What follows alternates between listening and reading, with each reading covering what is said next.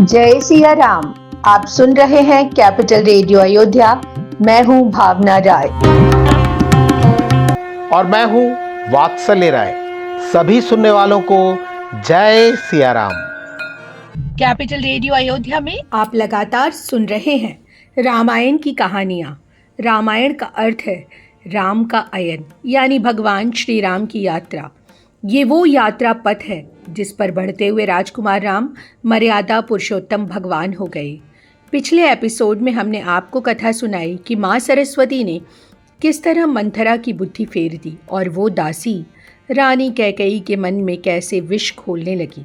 अगर आपने वो एपिसोड नहीं सुना है तो हमारे यूट्यूब चैनल और फेसबुक पेज पर जाकर सुन सकते हैं। उसका लिंक भी हम अपने डिस्क्रिप्शन बॉक्स में साझा कर रहे हैं। अब आगे की कथा। गोस्वामी तुलसीदास जी महाराज कहते हैं, कई कई सुता सुनत कटुबानी, कही न सकई कछु सहम सुखानी, तन पसेऊ कदली जिमिकापी, कुबरी दसन जीभ तब चापी। दासी मंथरा लगातार कड़वी बातें सुनाती जा रही थी। उसकी बातें सुनते हुए रानी कैकेयी बहुत डर गईं। वो पसीने से भीग गई और कांपने लगी। मंथरा ने ये देखा तो अपनी जीभ दांतों में दबा ली। उसे लगा रानी जी को इतना बोलना ठीक नहीं है। अगर उनके हृदय ने काम करना ही बंद कर दिया तो सारा खेल ही खराब हो जाएगा। धीरज धरहूँ प्रबोध सिरानी। मंथरा बोली, हे रानी जी, आप परेशान न होइए, धीरज से काम लीजिए। अभी तो सब कुछ आपके हाथ में ही है। आप सारी स्थिति को बदल सकती हैं। गोस्वामी तुलसीदास जी कहते हैं, फिरा करम प्रिय लागे कुचाली, बकही सराही मानी मराली। भाग्य की गति देखिए। कपट की बातें करने वाली, गलत रास्ता दिखाने वाली मंथरा रानी कैकेयी को अच्छी लगने लगी। वो मानो बगुले को हंस समझने की भूल कर रही थी। रानी कैकेयी बोली, सुनु मंथरा बात फुरी तोरी, दहिनी आँख नित फरकई मोरी। मंथरा सुनो, लगता है तुम्हारी बात सच है। हर दिन मेरी दाहिनी आँख फड़क रही है, लेकिन पहले कभी मैंने ये तुम्हें नहीं बताया। शायद मैं समझ ही नहीं पा रही थी। सुनो सखी, काह करो सखी सूध सुभाऊ, दहिनी बाम न जाने उकाऊ। तुम ठीक कह रही हो। मैं तो स्वभाव से ही सीधी हूँ, ना तो मुझे उल्टा सीधा बायां दायां कुछ भी समझ में नहीं आता।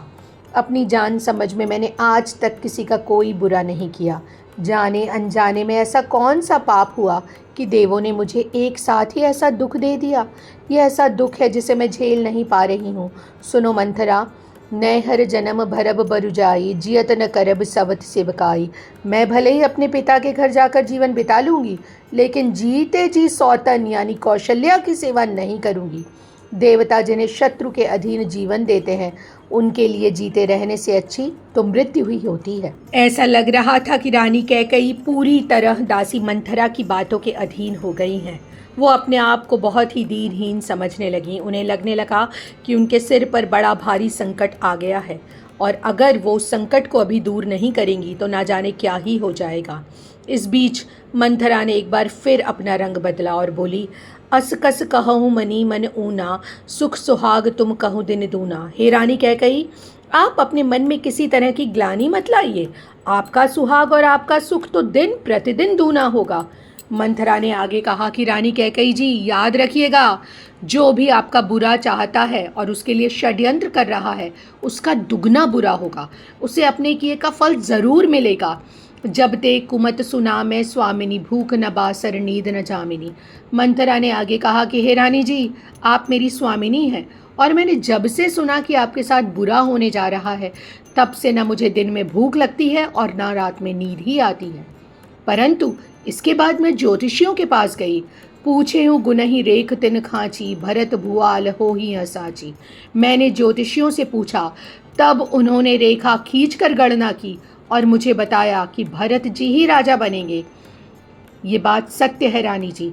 अगर आप कर सकें तो मैं आपको उपाय बता सकती हूँ जिससे सारी स्थिति पलट जाएगी। रानी कैकेयी की आंखें चमक उठी। वो बोली, परऊँ कूप तु बचन पर, सकऊँ पूत पति त्यागी, कहसी मोर दुख देख बड़, कसन करब हित लागी। कैसी बातें करती हो मंथरा, तुम कहो तो मैं कुएं में कूद सकती हूँ। अपने पुत्र भरत और पतिदेव दशरथ जी को भी छोड़ सकती हूँ। अगर मेरा दुख देखकर तुम मेरे ही भले की बात कर रही हो तो फिर मैं उसे क्यों नहीं मानूंगी। गोस्वामी तुलसीदास जी कहते हैं, कुबरी करी कबुली कैकई, कपट छुरी उरपाहन टेई। कुबड़ी मंथरा रानी कैकई को बलि के पशु की तरह तैयार कर रही थी और अपनी कपट रूपी छुरी की धार अपने पत्थर जैसे कठोर हृदय पर तेज कर रही थी। और वहीं कैकई जी समझ ही नहीं पा रही थी कि वो दुर्भाग्य के रास्ते पर आगे जा ही रही हैं।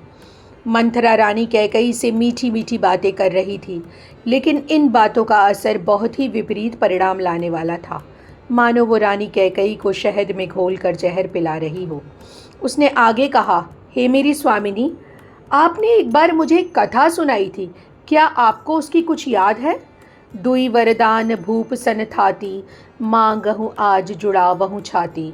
सुतहि राजु रामहि बनवासो, देहु लेहु सब सवति हुलासु। आप याद कीजिए, आपके पास राजा दशरथ के 2 वरदान धरोहर हैं, अर्थात आप उन्हें कभी भी मांग सकती हैं। तो अब समय आ गया है, आप अपने हृदय को ठंडक पहुंचा सकती हैं। हे रानी, आप अपने पुत्र भरत के लिए राज तिलक और श्री राम जी के लिए वनवास मांग लीजिए। आपकी सौत को जो आनंद मिलने जा रहा है उसे आप प्राप्त कीजिए। मंथरा ने आगे कहा कि रानी जी, एक बात याद रखिएगा, आज की रात अगर बीत गई तो आपका सब काम बिगड़ जाएगा, फिर वो कभी नहीं होगा। आपको राजा से दोनों वचन आज रात ही मांगने होंगे, लेकिन याद रखिएगा, भूपति राम शपथ जब करई, तब मांगेहु जेहि बचन न टरई। मंथरा ने कहा कि रानी जी, राजा दशरथ से वो वचन तभी मांगिएगा जब वो श्री राम जी की शपथ ले लें। यही एक तरीका है जिससे वो अपने दिए वचन को टाल नहीं पाएंगे। इस एपिसोड में इतना ही। अगले अंक में हम आपको सुनाएंगे आगे की कथा। कार्यक्रम को पसंद करने और शेयर करने के लिए हम आप सभी सुनने वालों के बहुत ही आभारी हैं।